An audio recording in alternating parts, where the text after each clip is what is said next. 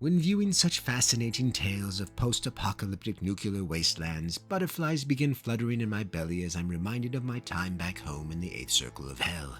The Fallout games always had that nostalgic feel for me. After all, there's not much that rings the dinner bell than the smell of burning flesh and the groans of mutated humans. So imagine my surprise when I discovered that Amazon was coming out with a new Fallout series. I mean, whoopee, hooray, goody, I suppose.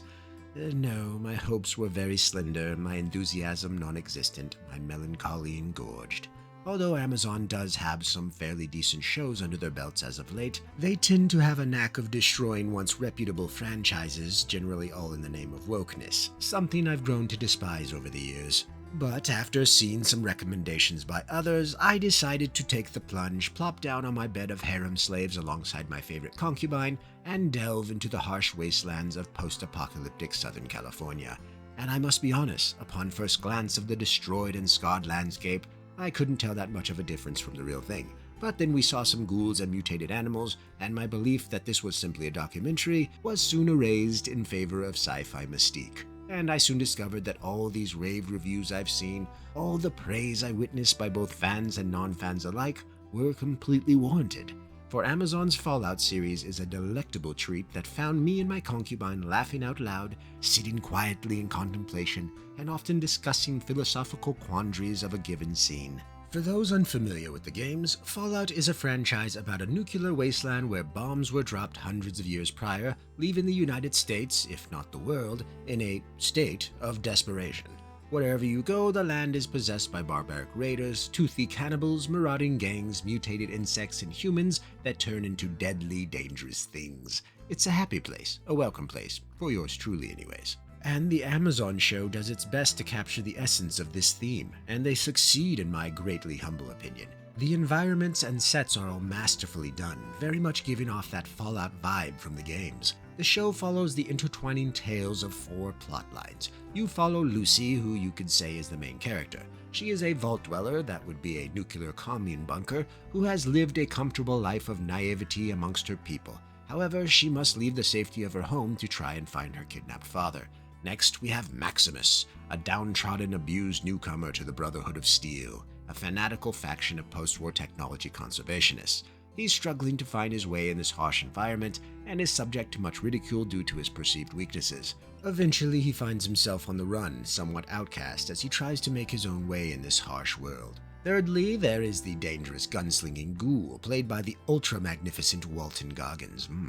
He used to be a human actor by the name of Cooper Howard, who lived in the time before when the bombs dropped, making him over 200 years old.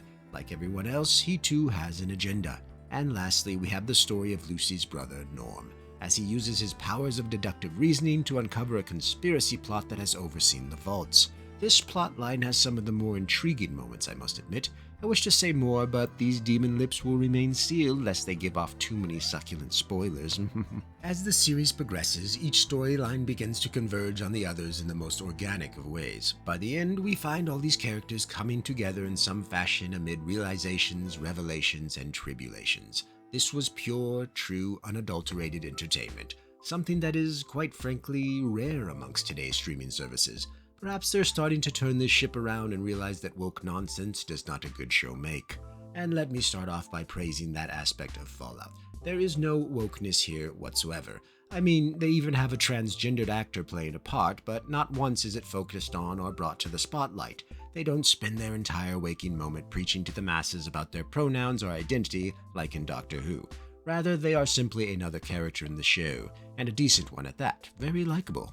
And that goes for all the others as well. Maximus, a charming young black man, never spouts on about his people's oppression or how he's some sort of victim, probably because he doesn't even know of that past. Lucy never complains of the patriarchy or how she's being held back as a woman, and this is all just a giant breath of sensual fresh air. Because there is simply no room in a post-apocalyptic world for your feelings, pronouns, or sacrosanct identities. All those problems are a thing of the long past. People here are simply struggling to survive. Not much else matters. Sound familiar? So every moment I was tensing up a bit at the start, waiting for the inevitable woke bomb to drop from one of the supposed oppressed groups. But it never came, and I was overfilled with joy, for this was one of the rare occasions in the past few years where I could simply sit back and enjoy entertainment for entertainment's sake. And entertaining Fallout is, ladies and gentlemen. There was more than enough here to warm an old demon's heart, and the best part is they never break away from the essence of the source material, in this case, the games. Having nearly played all the Fallout games, with the exception of 76 and 4, I was overjoyed to discover all manner of Easter eggs, nods, winks, and often blatant knee slappers all linking back to the games. This was a show done in good faith. The themes, the characters, the environments and factions, that dark Fallout humor, it's all represented respectfully here. Granted, I wouldn't say I'm a hardcore fan, so maybe there are some inconsistencies, but I felt their hearts were in the right place. The writing is superbly done and the acting is just as solid. There was never a moment of eye-rolling or, well, this. You know that moment when you smack your lips because you see or hear something moronic? It's often accompanied by a sigh. You humans do it all the time. My concubine is doing it right now. Yes, there wasn't any of those moments. Everything is done tastefully here, and it's a real treat. Not only is the story and writing immaculate, but the characters are as well. They're flawed, imperfect beings that pull you in and actually make you care about their plight. Even the antagonists to a certain degree, and there are quite a sexy few. Lucy isn't some strong, independent girl boss trope. She's a flawed, naive young thing that finds she's in a bit over her head when she leaves the vault. And she's also something that many female characters aren't these days. Likeable. She's genuinely a good person that you find yourself rooting for. I mean, imagine it. Me, a demon rooting for the good girl. It brings a tear to the eye and a shock to the groin. The ghoul gunslinger appears to be nothing more than a cold, callous killer at the start, but we soon find out that things aren't so simple for our jerky-skinned friend. Maximus shows what true strength can be by not succumbing to the presence of others, as well as fighting on when all hope seems lost. And Norm shows the importance of questioning the status quo, seeking the truth while walking a fine line between dangerous entities. They all bring something unique and interesting to the table that really pushes the overarching story along quite nicely, and that's not to mention the plethora of ancillary characters that bring much life, charisma, and personality to this semi-barren wasteland. However, if I were to criticize the show, it would be that it might be somewhat confusing to those who aren't familiar with the Fallout franchise. My concubine enjoyed it thoroughly, but at times she didn't quite understand some things, and I found myself having to demonsplain some lore to her. There will be those moments, but I don't think they are so drastic that they would push the average viewer away. Quite the contrary, they might light a spark of interest in the world of Fallout and have them go on a wiki fandom binge to learn more about this gloomy, tattered world. Or they could just be frustrated. Hit or miss, I suppose. But as a fan of the games, I found myself enjoying every single minute, every single second even. It feels like the showrunners actually played the games and weren't simply trying to capitalize off a name. I could be wrong, but there are a lot of little winks and nods that someone who didn't have some knowledge of the franchise wouldn't have known to implement.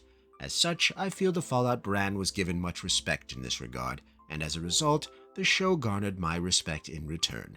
For that is all we ask of those taking our beloved franchises and putting them on our televisions. So yes, Fallout on Amazon, ladies and gentlemen, quite the treat. I know I'm a bit late to the party, but I recommend you give it a go. You shan't be disappointed. On my honor, sir, I will find you. Fuck!